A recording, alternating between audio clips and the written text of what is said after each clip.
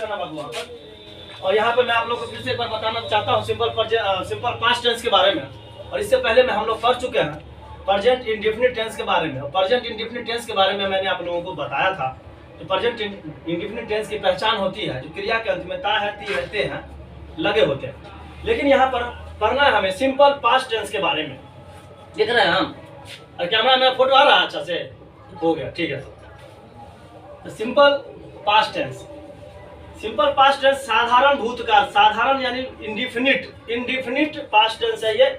जिस तरह indefinite present tense था वो, उसके वर्तमान में कोई निश्चितता नहीं थी, इसके भूत में कोई निश्चितता नहीं है, कोई निश्चितता का भाव व्यक्त नहीं कर पाएगा ये। मैं दिल्ली गया था, कहीं पर मैं बोल रहा हूँ, कोई प्रूफ है मैं दिल्ली गया था? मैं तो टिकट नहीं दिखा रहा हूँ ना, ये देखो मेरा टिकट, मैं दिल्ली गया था। लेकिन यहाँ पर सेंटेंस है मैं दिल्ली गया या दिल्ली गया था। तो according to grammatical rule of past indefinite tense, past indefinite tense का जो रूल है उस हिसाब से subject plus V2 plus object, उस मुताबिक हमने बनाया है। आई सब्जेक्ट है हमारा, V2 आ गया गो का, जाना का। यहाँ गया, गया का मूल रूप होगा जाना, गया जो है वो जाना से ही बना है। तो V2 है वो, उसको हमने डाला वेंट, V2 वेंट। और ऑब्जेक्ट हमारा क्या है? दिल्ली। कहाँ जा रहे हैं? तो दिल्ली जा रहे हैं। तो टू लगाना हमें अनिवार्य है, कंपलसरी है, क्योंकि प्रीपोजिशन एक संबंध स्थापित करता है। नाउन का दूसरे नाउन प्रोनाउन का दूसरे शब्दों के साथ संबंध स्थापित करना प्रीपोजिशन का काम है।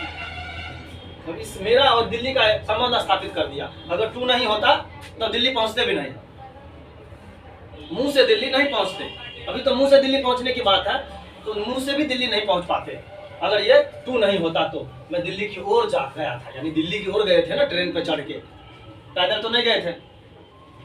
तो आई वेंट टू दिल्ली, इस तरह से बना मैं दिल्ली गया था। लेकिन मैं आप लोगों को एक बात बता देना चाहता हूँ, प्रेजेंट इंडिफिनिट और simple past tense. Present indefinite है ये है प्रेजेंट इंडिफिनिट, प्रेजेंट इंडिफिनिट। इसमें और इसमें सिमिलरिटी ये है, दोनों भाई ने आपस में मिलजुल कर काम करने का प्लान बनाया। और उसने बोला तुम V1 और V5 लेते हो। देखिए, सी ईट्स वह खाती है, आई ईट मैं खाता हूँ। तो उसने बोला, V2 ने बोला, मतलब सिंपल पास्ट जो भाई था वो बोला जो तुम V1 और V5 दोनों ले रहे हो, मुझे क्या मिला? तो वो बोला क्या बात करते तुम, तुम्हें बाबा जी का ठुल्लू मिला। क्या मिला? ठुल्लू। यानी कि अकेला तुमको V2 से ही काम चलाना था, मेरे पास V1 और V5 दोनों है, दो रानियां हैं उसके पास और इसके पास एक ही है, खेल एक ही पर खेलेगा। बाद में बोला भाई ये कैसे, तुम तो पॉजिटिव सेंटेंस में V1 और V5 दोनों ले रहे हो और हमको पॉजिटिव में एक ही। बोला भाई टेंशन नहीं लो, सेंटेंस जब चेंज होगा ना तो तुम भी थोड़ा एक फर्क ले लेना, क्योंकि सेंटेंस चेंज करेंगे दोनों भाई तो मिलजुल के ही चलेंगे। तो सेंटेंस चेंज करने के बाद दोनों भाइयों ने V1 ही लिया। मैं दिल्ली नहीं गया था, I do not go to Delhi, I do not go to Delhi। मैं नहीं खाता हूँ, I do not eat। देखिए यहाँ भी V1 है और यहाँ पर भी V1 है, दोनों भाई ने आखिर हाथ मिला ही लिया, दोनों भाई एक जैसे हो ही गए, ठीक है। उसके बाद आखिर ये सब तो निगेटिव तक ठीक था, ये निगेटिव सेंटेंस है। निगेटिव सेंटेंस के बारे में प्रतिदिन मैं क्या बताऊं, आप लोगों को स्ट्रक्चर में ही बताए थे। जो हिंदी के वाक्यों में अगर नहीं लगा हो तो वो निगेटिव यानी नकारात्मक कहलाता है, और इंग्लिश के वाक्य में उसको पहचानने के लिए नो या नोट लगा हुआ होता है। अब हम लोग देखेंगे सिंपल पास्ट को ही इंटेरोगेटिव बना के। क्या बनाएंगे? इंटेरोगेटिव। इंटेरोगेटिव इंटेरोगेटिव बहुत लोग बोलते हैं, इसे आप जितना स्टाइल से बोल सकते हैं, because English is an stylish language.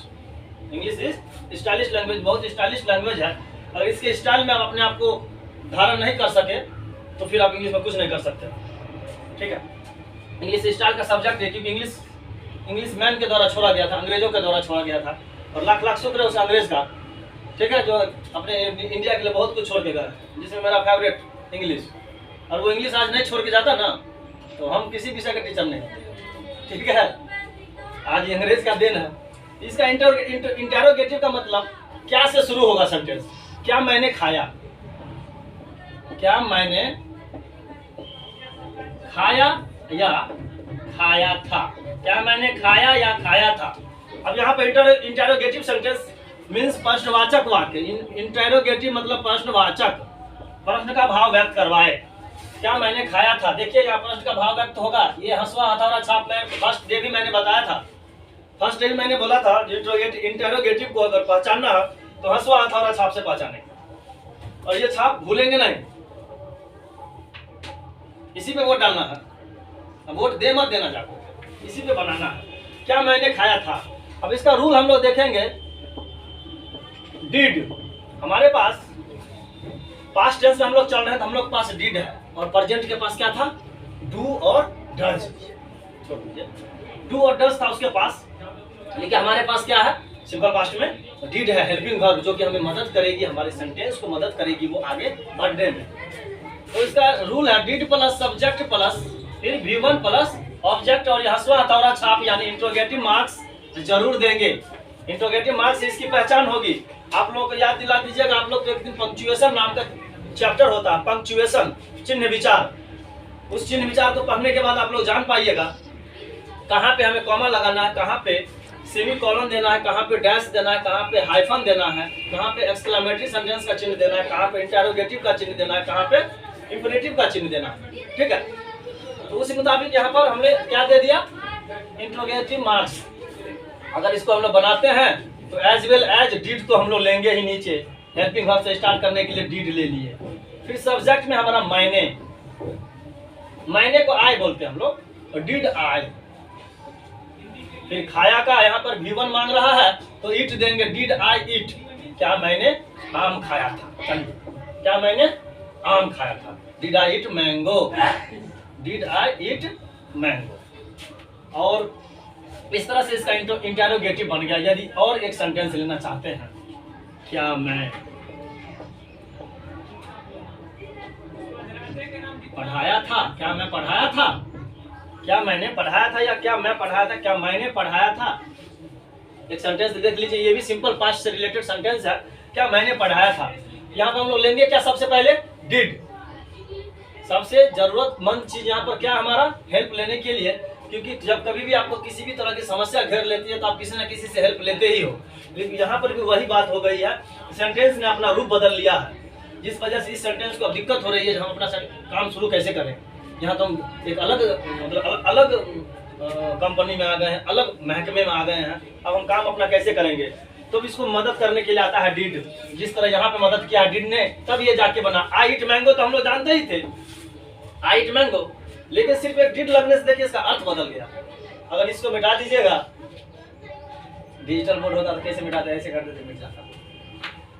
ठीक है, अगर डिड हम मिटा दिए तो इसका हिंदी क्या निकला, सीधा चला गया कहाँ, प्रेजेंट इंडेफिनिट टेंस में। और वैसे भी है, हम बताए थे आपको प्रेजेंट इंडेफिनिट और प्रेजेंट पास्ट इंडेफिनिट का बहुत समानता है। अब देखिए ना, डिड हटा देने से सिंपल प्रेजेंट टेंस बन गया, लेकिन डिड अगर रख देंगे ना तो सीधा पास्ट इंडेफिनिट हो जाएगा। ठीक है, उसी तरह इसको बनाएंगे, क्या मैंने पढ़ाया था, डिड आई टीच, क्या मैंने पढ़ाया था।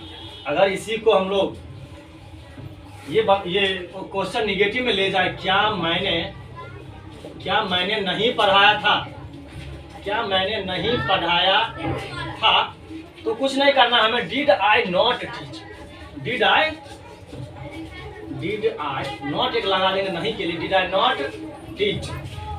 इंट्रोगेशन मार्क्स जरूर देंगे हम लोग। और मैं आप लोग एक बार फिर से बता देना चाहता हूँ, यहीं पे हम लोग क्लास को समाप्त करेंगे।